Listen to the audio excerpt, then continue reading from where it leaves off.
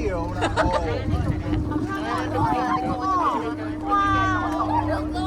没有啦。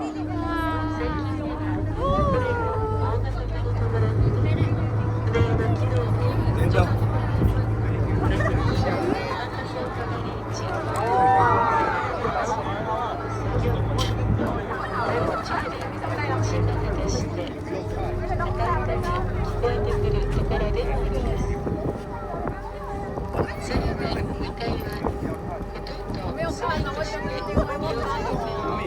右横の白い大きな3階建ての建物、一生漁業の日本伊根舟屋その下の方に闇の船が止まっております。大体毎日にスリートビルで入れるスリートはこれ何千ドルとか。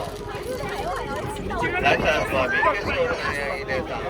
Anak kita tu. 右手前方に広大な船屋一つしております。手を入れる船屋。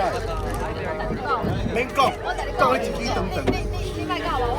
没有，没有，就拿着。他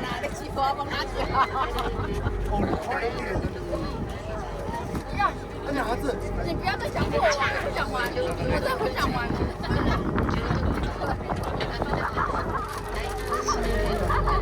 高台にあるのが船屋の車窓公園 BT のロードステーションの昼その下側黒の立派な座りの建物ことなっております。左側3棟2階にライトが降りているのはイネカフェと呼ばれ右にドアお食事どころとなっております。ライサイブラインドセカンドフロア